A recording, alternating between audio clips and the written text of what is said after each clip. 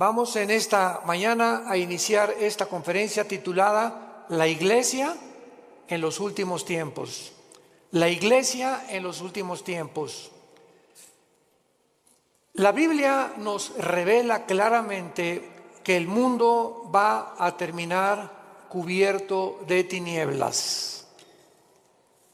Y de ninguna manera tenemos nosotros que asustarnos, y la mayor parte de los cristianos que están conscientes, que están despiertos, que están bajo una comunión continua con el Espíritu de Dios a través de la Biblia, van a ser alertados, van a ser avisados y vamos a tener paz en medio de todo lo que va a suceder. El mundo terminará completamente en tinieblas, además de la confusión política, económica y religiosa que ya estamos atravesando. Dice Isaías capítulo 60, versículo 1, levántate. Es precisamente en medio de la oscuridad cuando se levanta la lámpara. ¿Se acuerdan lo que dijo Jesús? Una lámpara no se esconde debajo de la mesa, sino que se levanta. Y si en algún tiempo o para qué nacimos fue para esta época. Es precisamente cuando Dios nos llama en este tiempo a que nos levantemos y alumbremos. Levántate, resplandece, porque ha venido tu luz y la gloria de Jehová ha nacido sobre ti. He aquí que tinieblas cubrirán la tierra y oscuridad a las naciones, mas sobre ti amanecerá Jehová y sobre ti será vista su gloria. Mientras más oscuro, más fuerte la luz. En una oscuridad tremenda, un cerillo que prendas se ve a grande distancia. Así que tenemos que estar conscientes de eso.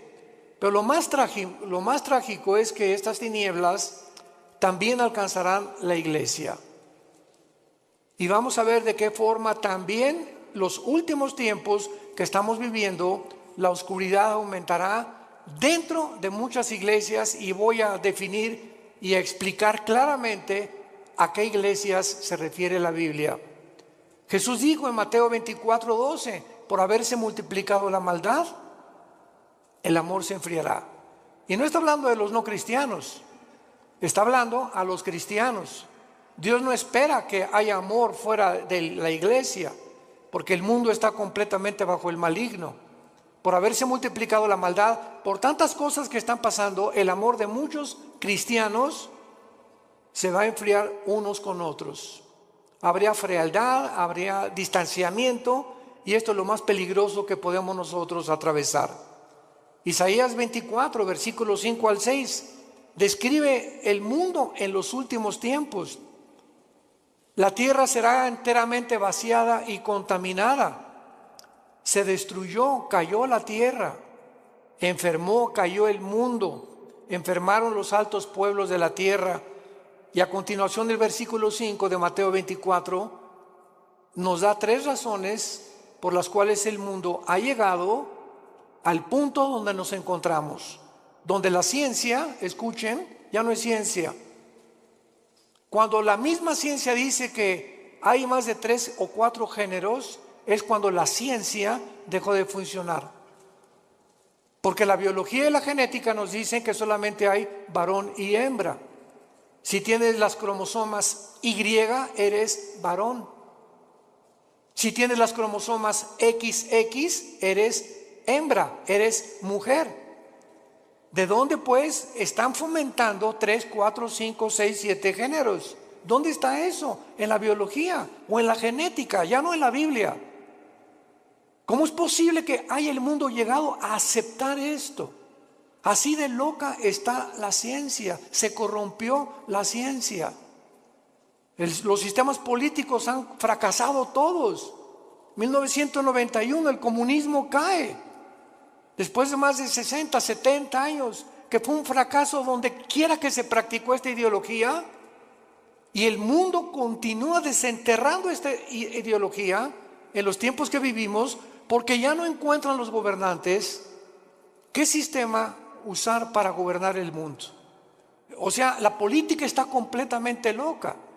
¿Qué acaso la historia nos enseña que debemos aprender de la historia o no aprendemos de la historia? Pues parece que esto es lo que ha sucedido, porque hemos visto un ejemplo en esta ideología que no funcionó. ¿Por qué entonces somos tan tercos de volver a desenterrarla?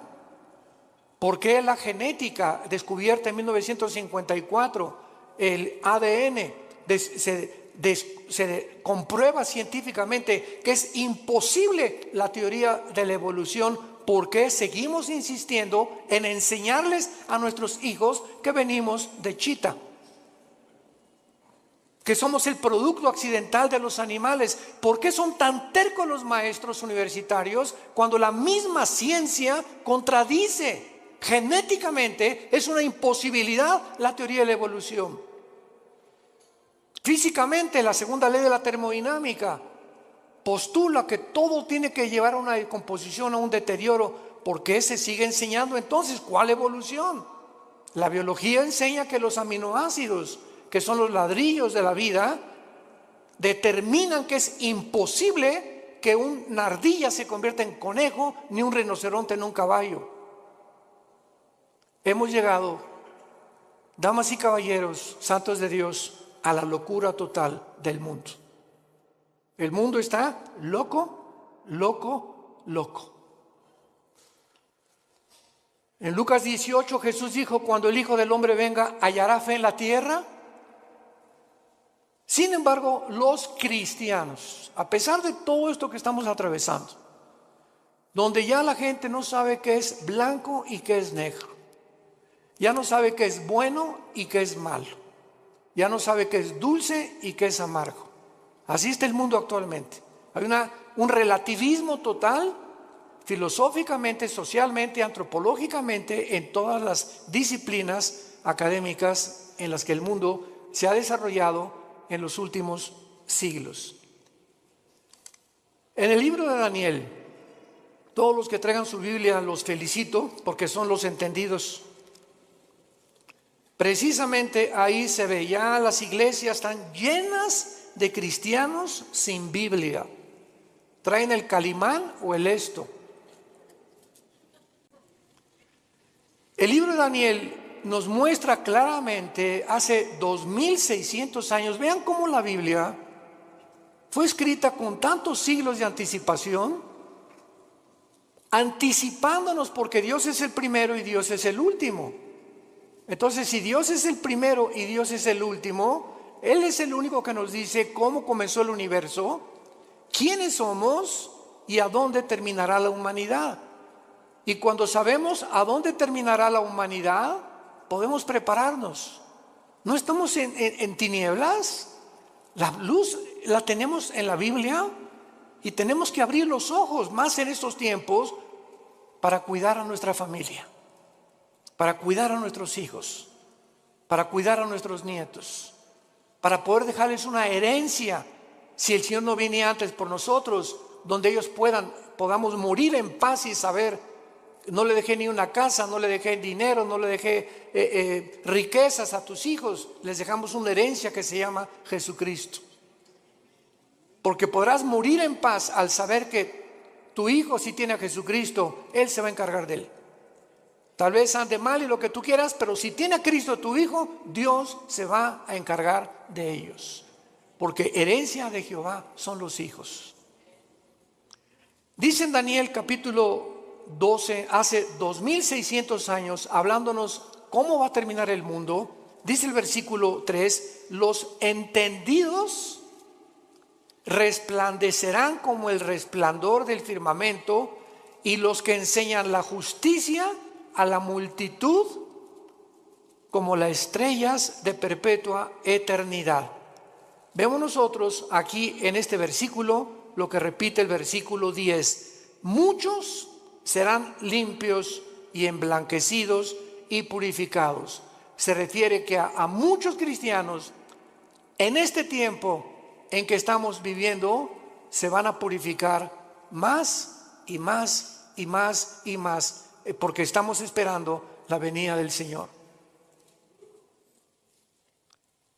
Y dice a continuación: Los impíos procederán impíamente, y ninguno de los impíos entenderá, pero los entendidos comprenderán. 2 veces el Espíritu Santo profetiza que en este tiempo los únicos que van verdaderamente a vivir sin temor, a vivir victoriosamente, a vivir levantando la luz de Cristo, son los entendidos.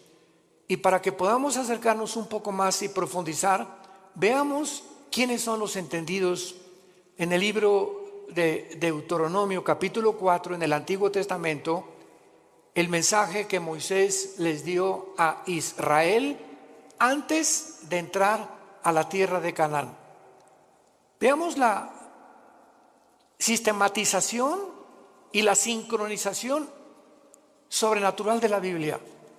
Como toda la Biblia es un solo espíritu, un solo pensamiento. Dice Deuteronomio 4, versículo 5: mirad que les he enseñado estatutos y decretos, como Jehová mi Dios me mandó, para que hagan en medio de la tierra en la cual entran para tomar posesión de ella.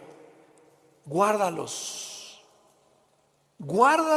porque, y ponlos por obra, porque esta es vuestra sabiduría y vuestra inteligencia ante los ojos de los pueblos, los cuales dirán: ciertamente pueblo sabio. ¿Y qué? Cuando tú obedeces lo que Dios te manda, te vuelves sabio y entendido. Es imposible que en los tiempos que estamos viviendo haya cristianos desobedientes. Tú sabes que como maridos debemos amar a nuestra esposa y ser fiel a ella. Como mujeres tienes que respetar a tu esposo y velar y orar por él. Como hijos, respetar a vuestros padres, porque es la primera bendición con promesa. Y cuando nosotros las cosas esenciales de la Biblia las comenzamos a vivir, entonces va a haber sabiduría para actuar y nos vamos a volver entendidos. ¿Por qué? Porque prestamos atención. En una escuela, ¿quiénes son los que sacan buenas calificaciones? ¿Quiénes son los alumnos? Los que siempre están poniendo atención a lo que el maestro está enseñando, ¿verdad? Pero los que están con el avioncito y por aquí, por allá, y platicando con Rosita, y picando, y Pepe, Juan, Juanito, ponme atención, Pepito. Esas personas, esos estudiantes, cuando llegan los exámenes, porque nunca estuvieron atentos a lo que se les explicaba, van a reprobar. Estos son los entendidos, los que están poniendo atención a lo que Dios les dice. Y lo vemos también en Mateo 24, y entendemos ahora Mateo 24, las palabras de Cristo en esta historia que Él da acerca de los tiempos de Noé. Dice Mateo 24, 37: mas como en los días de Noé, así será la venida del Hijo del Hombre. Porque como en los días antes del diluvio estaban comiendo y bebiendo, casándose y dándose en casamiento, hasta el día en que Noé entró en el arca. Escuchen. Y no entendieron. Vean el énfasis que pone Cristo en una generación. De todas las generaciones que ha habido en la historia, no pone la generación de David, ni pone la generación de Sansón, ni pone la generación. Cristo escoge una generación específica. Y lo que más enigmático hay en esta explicación de Cristo es que Él no dice: como en los días antes del diluvio estaban fornicando, prostituyéndose, secuestrando y violando. ¿Ya se fijaron los ejemplos que da Jesús? ¿Por qué Jesús nos dice cosas que no son pecado? Jesús cita que en los tiempos de Noé la gente estaba comiendo. ¿Qué es pecado comer? No. Estaban bebiendo. ¿Es pecado beber? Tampoco. Casarse, menos. Dichosos los que se casan, pero unidos por el Espíritu de Dios. ¿Por qué Cristo usa estos ejemplos que no son pecaminosos? Y dice: y no entendieron. Porque en los tiempos que vivimos se va a repetir. La gente va a comer, va a beber y se va a casar y no hay nada malo en eso. ¿Cuál es el problema? Que no han entendido que no comen, ni beben, ni se casan sabiendo que Dios es en primer lugar en sus vidas. Nunca entendieron que era Dios lo más importante de sus vidas. Así era en los tiempos de Noé. Se olvidaron de Dios. Entonces no hay nada malo que te cases, no hay nada malo que bebas, no hay nada malo que compres, no hay nada malo que tengas un Lamborghini aquí estacionado afuera del edificio, o que tengas una casa de 5 millones de pesos, o que tengas un taller de carpintería y que no hayas progresado. No hay nada de malo en eso.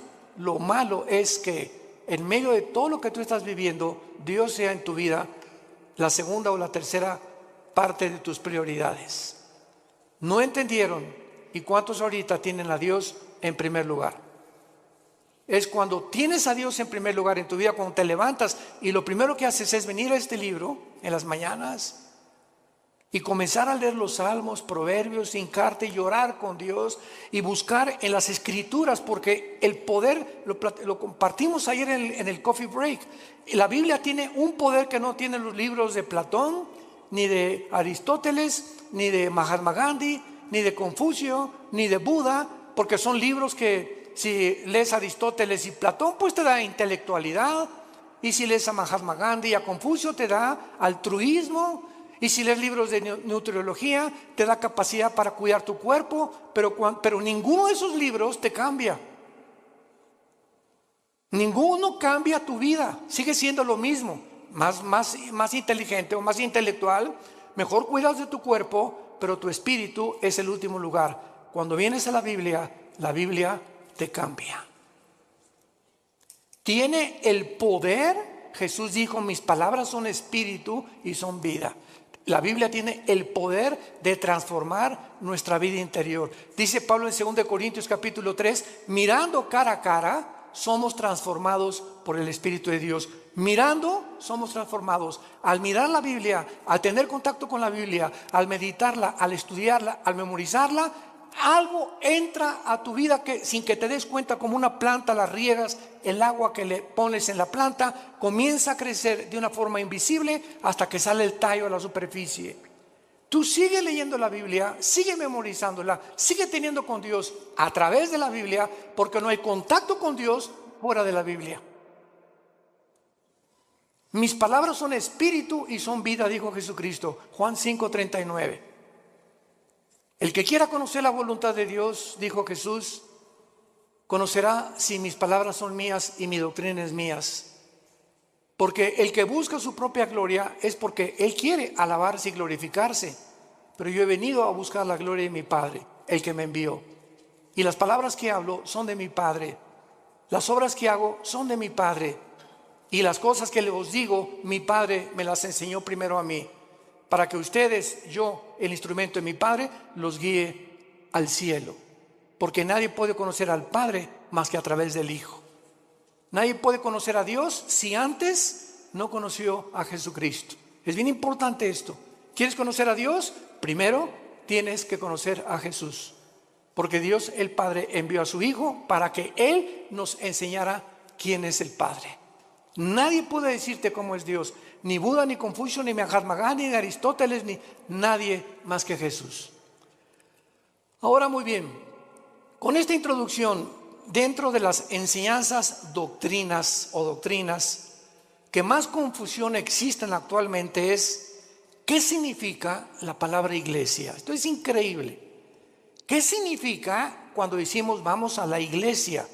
O la iglesia de Jesucristo, o la iglesia apostató, etcétera, etcétera.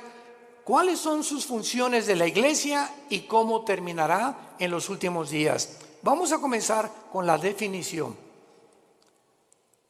La palabra iglesia viene de la palabra griega ek, Enrique y K de kilo. Es un prefijo que significa fuera. Y clegos o clesia significa llamados. Entonces la palabra eclesia significa llamados fuera. ¿Qué es la iglesia? Un grupo de seres humanos que hemos sido llamados, como Dios le dijo a Abraham: deja a tus ídolos, deja tu parentela, deja el mundo donde es y ven y sígueme. Y no le dijo Dios a Abraham a dónde iba a ir. Nunca nos dice Dios a dónde nos lleva, porque es por fe. Todos quisieran saber, ¿verdad? Bueno, yo quizá seré predicador, quiere que sea yo doctor o quiere que sea licenciado, porque caminar con Dios es caminar todos los días en un mundo invisible, guiado simplemente por el Espíritu de Dios. Y Abraham es el padre de la fe, porque obedeció a Dios sin saber a dónde iba, pero simplemente porque Dios lo llamó. Entonces la iglesia somos personas que Dios nos ha llamado a salir fuera de las diversiones del mundo, de la forma como el mundo se comporta, de la cultura del mundo, de las cosas que el mundo ama, los deseos de la carne, los deseos de los ojos y la vanagloria de la vida, del aplauso, la popularidad, la alabanza del mundo que unos buscamos unos con otros. Y fue la razón por la cual los fariseos no creyeron en Cristo. Dice la Biblia que los fariseos no creyeron en Cristo porque amaban más la gloria del mundo que la gloria de Dios. Entonces Dios nos llama y nos saca, no físicamente, nos saca del mundo, entiéndalo, espiritualmente. Veamos este ejemplo en Juan 17, de qué forma el apóstol Juan lo define. Juan 17, versículo 14 y 15. Es Jesús en su última oración sacerdotal. Al otro día Jesús iba a morir en una cruz. Y estas se pueden considerar como sus últimas palabras o la última oración que él le hace al Padre. Versículo 14, capítulo 17 de Juan, versículo 14 en adelante. Y dice Jesús, le está hablando a su papá, al Padre: yo les he dado tu palabra. ¿Qué nos dio Jesús? ¿Qué nos dio Jesús? ¿Qué nos dio Jesús? Esto es lo que nos dejó Jesús. Imagínense la importancia que tiene nuestro contacto diario con la palabra. Yo les he dado tu palabra y el mundo los aborreció, porque no son del mundo. ¿Qué definición y qué revelación más extraña? ¿Somos extraterrestres entonces? Así es. Porque físicamente estamos en un mundo que no es de nosotros. Dios le ha placido que nazcamos en un mundo ocupado por el enemigo. Dios le ha placido ponernos en un desierto, porque el mundo es un desierto. No tiene nada que ofrecernos el mundo, como Dios puso a Israel cuando lo sacó del mundo que es Egipto a un desierto. Entonces estamos en un desierto, en un mundo donde hay serpientes y escorpiones, sequedad, vaciedad, sed, hambre, donde no hay nada en ese desierto que nos pueda proveer o nos pueda traer una verdadera satisfacción. Y fue lo que Dios les quiso enseñar a los judíos en el desierto. ¿Por qué los sacó por ahí? Dice Deuteronomio 8, para saber que ustedes sepan que yo soy Dios. Nunca les faltó el agua, nunca les faltó un sastre, nunca les faltó una botella de Bonafón, nunca les faltó los zapatos, no les faltó dentista, no les faltó médicos, no les faltó nada en un desierto donde no hay Kmart, ni tampoco Comer, ni tampoco consultorios, ni tampoco tiendas, ni zapaterías, en un mundo donde Dios quería mostrarles que Él es suficiente para proveernos todo lo que necesitamos. Y por eso ellos no eran del desierto, los judíos, el hogar final era la tierra prometida, pero tenían que atravesar ese desierto. Tenemos que atravesar el mundo que estamos viviendo, porque nuestra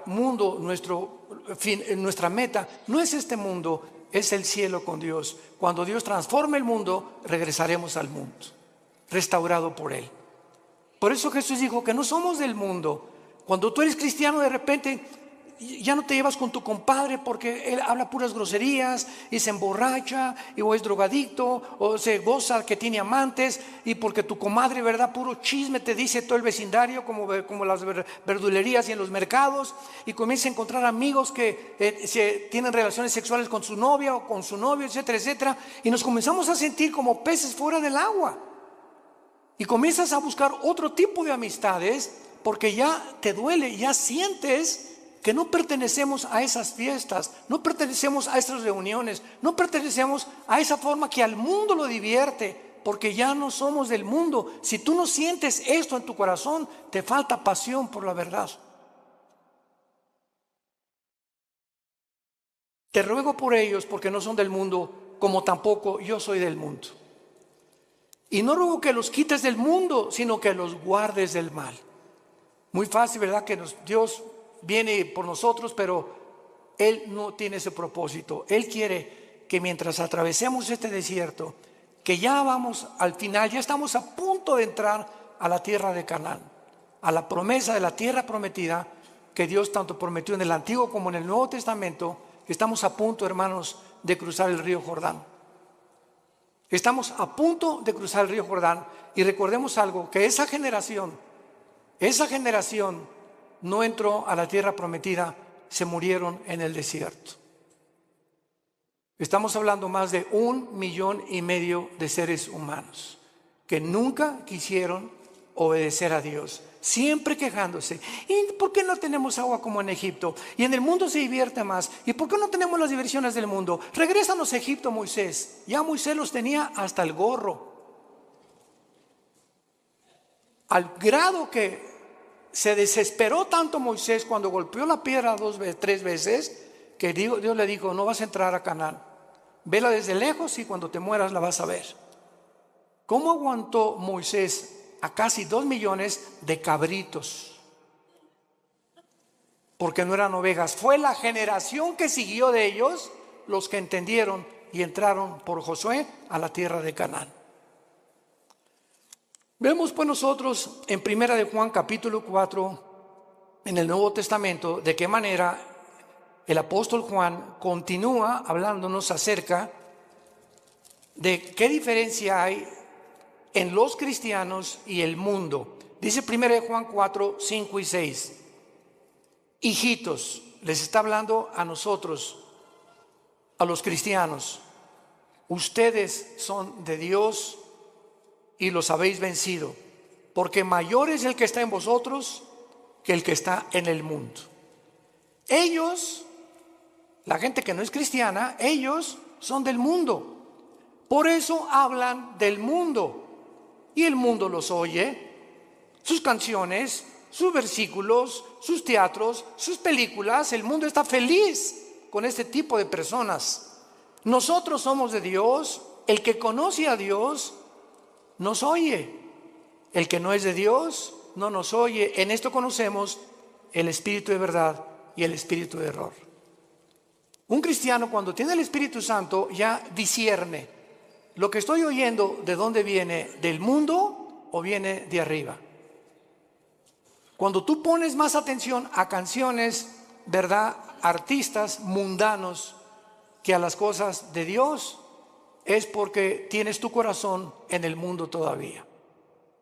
No has sabido aislarte, ni has sabido hacer a un lado las cosas del mundo. Dice claramente también en 1 Juan 5:19 que el maligno está al control del mundo entero. Muy bien, entonces, en otras palabras, para concluir, la iglesia cristiana consiste en seres humanos. Tú y yo tenemos un llamado. Qué privilegio que Dios nos haya escogido. Qué privilegio que Dios me haya llamado entre mis amigos que yo tenía antes de convertirme. De muchos familiares míos que no los llamó Dios como me llamó a mí. Qué privilegio tan grande. Qué privilegio tan grande. Que para vivir siempre en humildad, dándole gracias a Dios, llorando por el privilegio que Dios nos llamó, el creador de los cielos y la tierra. Te dijo: Pepe, ven, quiero darme a conocerte, quiero que sepas quién soy. Quiero que sepas que tienes un plan. Quiero que sepas que nunca te voy a dejar, nunca te voy a abandonar. Aunque andes en valle de sombra y de muerte, aunque pases por ese desierto, yo estaré contigo. No temas, no temas, y aun cuando mueras, continuarás comiendo en mi mesa, como les dijo Jesús a los discípulos antes de morir. Este vino y este pan que como con ustedes, no lo comeremos hasta el día en el cielo de nuestra boda del Cordero. Jesús sabía que a las 9 de la mañana lo iban a crucificar el día anterior, y fue la última cena. Jesús sabía cuándo iba a morir, y Jesús sabía que lo que iba a comer lo iba a volver a comer algún día, diciendo esto a los discípulos: pero no se pongan tristes ni se perturbe su corazón, nos vamos a volver a ver. Esta es la esperanza a la que Dios nos ha llamado a todos los que Dios ha escogido para seguirle. Ahora veamos el origen de la iglesia. La iglesia no existía en el Antiguo Testamento. Esto es básico en la teología cristiana. Ustedes que ya están en teología, la iglesia no existía en el Antiguo Testamento. Veamos en Efesios capítulo 3 cómo Pablo nos lo revela. Efesios capítulo 3, versículo del 1 al 6. Por esta causa yo, Pablo, prisionero de Cristo y Jesús por vosotros, los gentiles, si es que habéis oído de la administración de la gracia de Dios que me fue dada para con vosotros, que por revelación me fue declarado el misterio, como antes lo he escrito brevemente, leyendo lo cual pueden entender cuál sea mi conocimiento en el misterio de Cristo. Misterio que en otras generaciones, está hablando del Antiguo Testamento, no se dio a conocer a los hijos de los hombres, como ahora es revelado a sus santos apóstoles y profetas por el Espíritu. ¿Cuál es este misterio, Pablo? Versículo 6, que los gentiles son coherederos y miembros del mismo cuerpo y copartícipes de las promesas de Cristo por medio del Evangelio. En el Antiguo Testamento los judíos se enorgullecieron, le dijeron a Cristo: somos descendientes de Abraham, pero no hijos de Abraham. Descendían genéticamente, pero nunca se habían convertido al Dios verdadero. Entonces, qué maravilloso que ahora los judíos, fue un caos en el libro de los Hechos, que de repente los gentiles, los que no eran judíos étnicamente, comenzaban a convertirse. Y esto causó hasta pleito entre Pedro y entre Pedro y entre Juan y entre Santiago y entre los apóstoles de Cristo, porque decían: es que no podemos ni sentarnos a comer con los gentiles. Este concepto tenían de los gentiles, que no eran los cristianos. Y ahora el misterio, en Hechos 10 se hace una reunión con todos los apóstoles, Santiago y Pedro la presiden y dictan este decreto. Dios ahora va a descender no solamente sobre Israel, sino los mexicanos, los que están en Tlalnepantla, los que están en Querétaro, los italianos, los chinos, los griegos, y ahora este conjunto de todas las nacionalidades del mundo, ya no Israel, de todas las naciones de Israel se va a hacer un cuerpo, para que lo podamos entender. Cristo es la cabeza, y va a haber cristianos que son la mano, otros la nariz, otros la boca, otros el pecho, otros las piernas. Somos como un cuerpo. Pero así como la nariz le dice a la oreja: tú no hueles como yo, la oreja le va a contestar: ni tú oyes como yo, menso. Para que no haya, dice 1 Corintios 12, desaveniencia entre nosotros, y nunca nos enorgullezcamos de que alguien tiene más que otros. Esta es la razón por la cual en la iglesia hay denominaciones: bautistas, presbiterianos, nazarenos, Vida para el Mundo, carismáticos, pentecostales, etcétera, etcétera. Pero ¿qué es lo que nos une? Aunque hay diferencia en ciertas doctrinas no esenciales, lo que nos une es el amor. El amor. Porque cuando alguien dice que yo soy bautista y es pentecostal, y comenzamos a hacer diferencia, olvidándonos que cuando Pablo perseguía a la iglesia, se le apareció Cristo y lo tumbó del caballo. ¿Y qué le dijo Jesús a Pablo? ¿Por qué me persigues? Jesús se estaba identificando con los que le seguían. Y si despreciamos a algún hermano nosotros porque es de otra denominación, estamos despreciando a Jesús, porque Él pertenece también a Jesús, nuestro Señor y nuestro Salvador.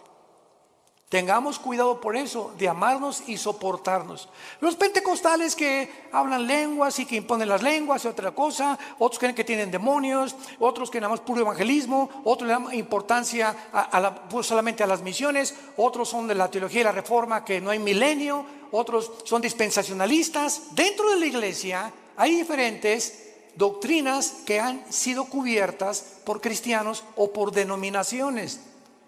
Pero lo que nos une no son las doctrinas no esenciales, sino si tú crees que la Biblia es la palabra de Dios, si tú crees que la salvación es por la gracia, sin ninguna obra, si tú crees que es por la sangre de Cristo el perdón de nuestros pecados y que a los 3 días resucitó y vamos a resucitar, no me importa lo que el letrero de la botella, presbiteriano, nazareno, bautista, no me importa lo que la botella diga, me importa lo que la botella tiene dentro. El contenido en tu vida, si tienes a Jesús, eres mi hermano y te debo de amar. Y si no estoy de acuerdo contigo, no lo vamos a estar todavía, nos vamos a poner de acuerdo tal vez ahí arriba. Pero mientras estamos aquí vamos a soportarnos y vamos a perdonarnos, porque el amor cubrirá todas las faltas. Y la ley se cumple con el amor a los demás. Entonces, este es el origen de la iglesia. La iglesia es una nueva entidad que no existía en el Antiguo Testamento. Es el cuerpo de Cristo. Veamos cómo se formó este cuerpo en Pentecostés, pero lo explica Pablo en 1 Corintios capítulo 12, versículo 13. 1 Corintios 12, 13. ¿Cómo se forma esta nueva entidad que no existía en el Antiguo Testamento?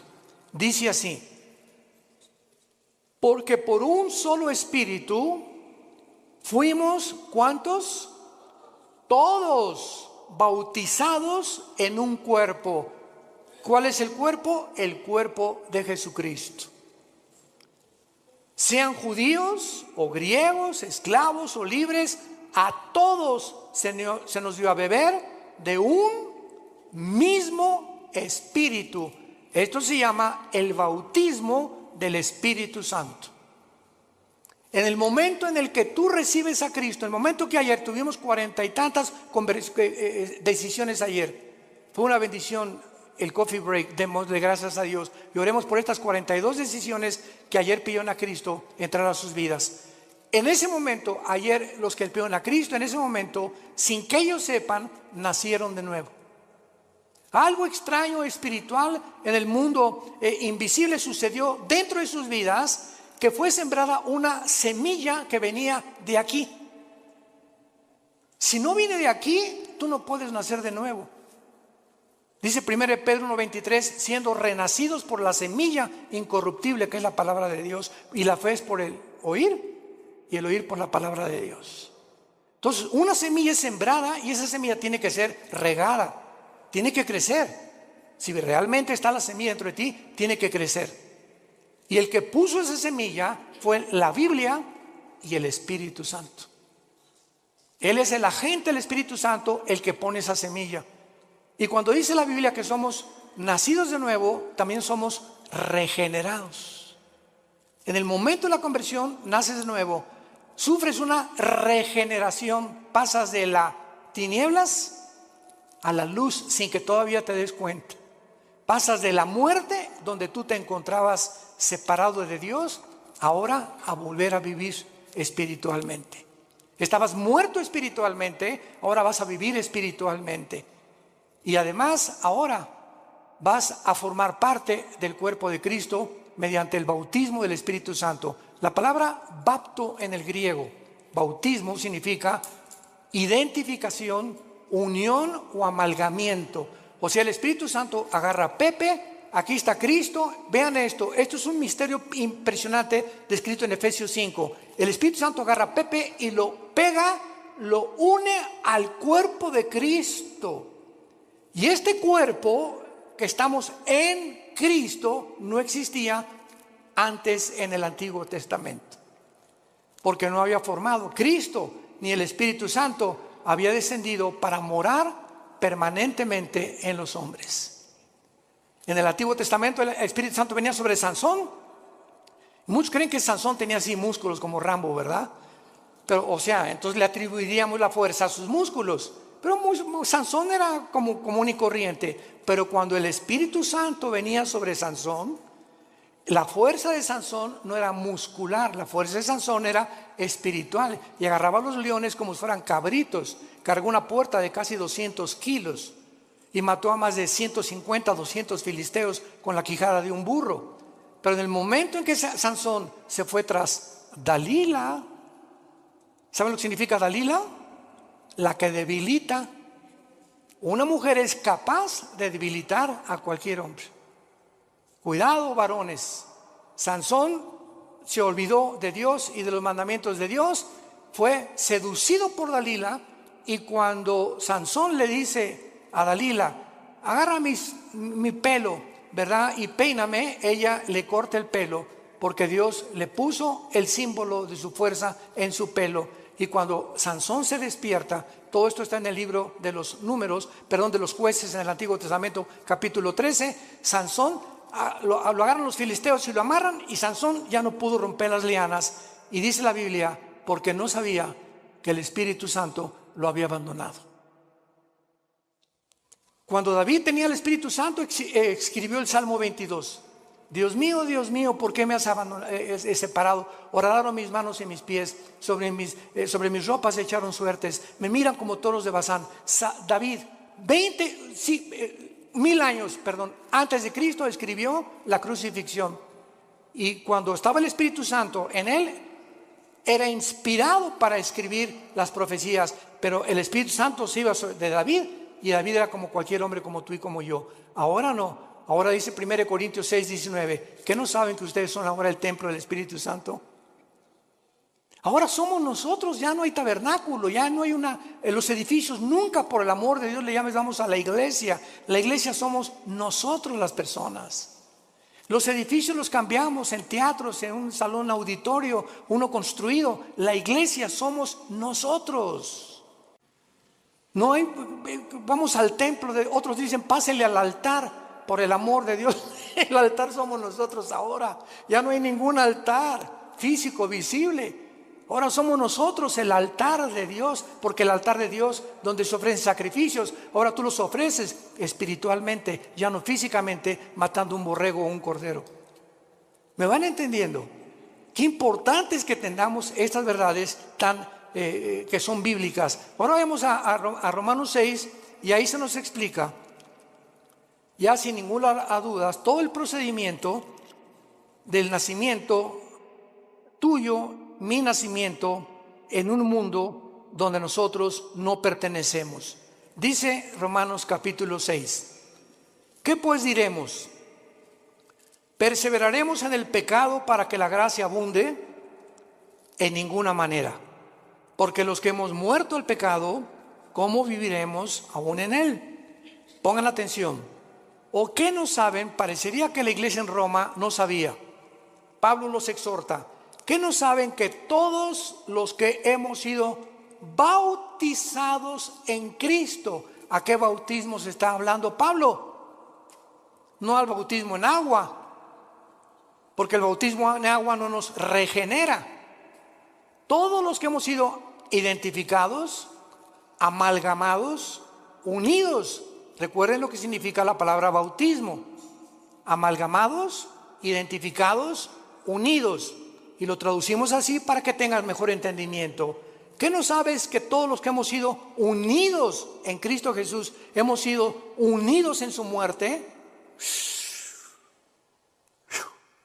¿Qué significa esto? Que hace 2000 años, cuando Jesús murió en la cruz, ¿tú estabas ahí? Yo estaba ahí. Estábamos en Cristo cuando Él moría, moríamos juntamente con Él. Pero ¿cómo puede ser cierto esto, hermanos, si yo nací 2000 años después? Espiritualmente, el mundo invisible nos es revelado, porque en el momento en que moría Cristo, Dios sabía que tú y que yo lo íbamos a recibir. Y ya estábamos en Cristo, en esa cruz. Por eso cuando recibes a Cristo, Él muere, con su muerte paga tus pecados, dándonos a entender que tú y yo moríamos, pero ahora Él moría en mi lugar porque yo no los podía pagar. Qué tremenda revelación, ¿verdad? Porque son versículo 4, pero no solamente queda ahí. Además, somos sepultados con Él para muerte por el bautismo. Cuando nacemos de nuevo, el Espíritu Santo nos pega con Cristo, morimos con Cristo. Cuando Cristo fue enterrado, tú y yo fuimos enterrados con Él. Ahora lo explico. A fin de que como Cristo resucitó de los muertos por la gloria del Padre, así tú también andes en vida nueva. Un cristiano que recibe a Cristo, ha muerto con Cristo, ha sido enterrado con Cristo, y si hemos sido enterrados es porque el antiguo Pepe, la antigua Carmelita, el antiguo Armando murieron cuando yo recibí a Cristo. Yo estoy muerto a los ojos de Dios ya. Ya Dios no tiene nada contra mí, absolutamente nada contra mí, porque me ha recibido por gracia y me ha dado lo que yo no merezco.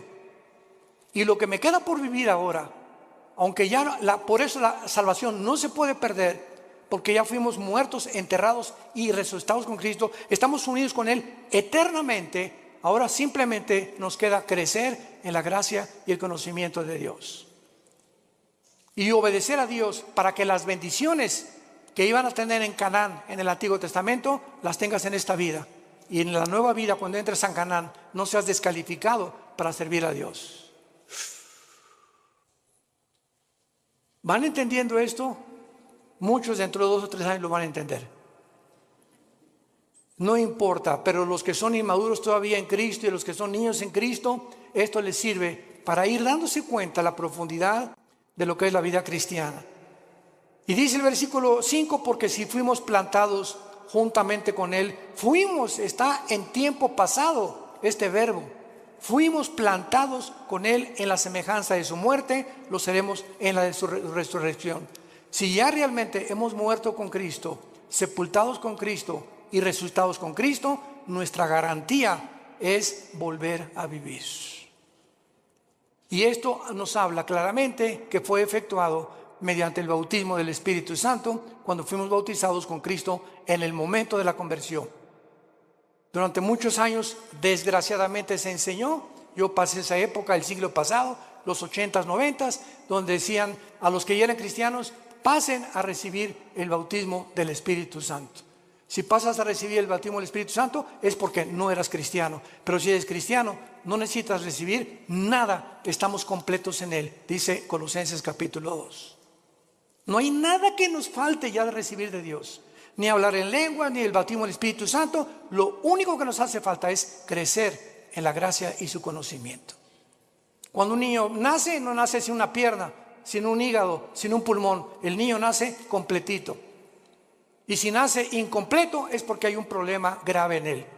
Y cuando Dios hace una obra, no la hace imperfecta, la hace perfecta. Hemos nacido y hemos sido perfeccionados ante los ojos de Dios. Y dice Efesios 2, que ya estamos sentados junto con Dios en las alturas. Ya estamos allá arriba, sentados juntamente con Él.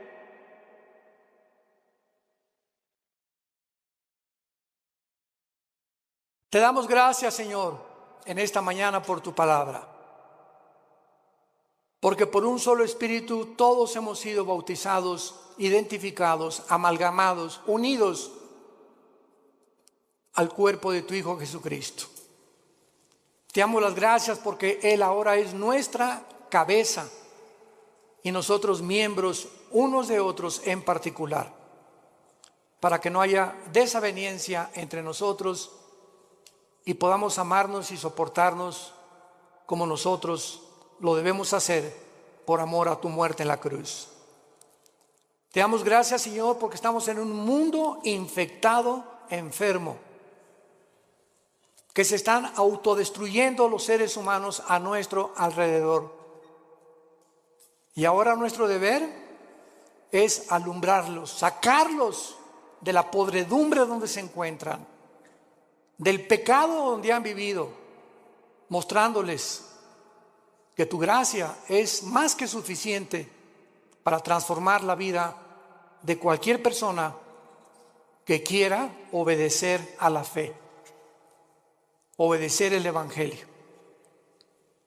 Oramos al Dios y Padre de Jesucristo nuestro Señor, que nos ha hecho renacer para una esperanza viva por medio de la resurrección de Jesucristo entre los muertos. Que todos ustedes permanezcan fieles hasta el fin en la esperanza a la que todos hemos sido llamados. Que Dios les dé un espíritu de revelación, alumbrando los ojos de vuestro entendimiento, para que comprendan esta esperanza maravillosa que se llama Jesucristo. Él es nuestra esperanza bienaventurada. Y que conozcamos la supereminente grandeza del poder que lo levantó de los muertos, porque es el mismo poder que está actuando dentro de tu vida y de mi vida. Descubre este poder, hermano y hermana en Jesucristo. Descubre el poder inmenso que Dios nos ha dejado. Y mientras vivas creyendo y obedeciendo, Dios te levantará más pronto del lugar donde tú te encuentras, para que te conviertas en una antorcha en tu lugar de trabajo, en tu escuela o en tu universidad, y podamos guiar a la gente que queda y que va a recibir pronto al anticristo, arrebatarlos del fuego eterno por la gloria de Dios. Si alguna persona en esta mañana quiere recibir a Cristo por primera vez, ser unido con Él en su muerte, en su entierro y en su resurrección, dile estas palabras con todo tu corazón. Señor mío y Dios mío, perdona mis pecados. Creo que en la cruz pagaste por ellos y que a los 3 días resucitaste de los muertos. Y como creo que vives, Señor Jesús,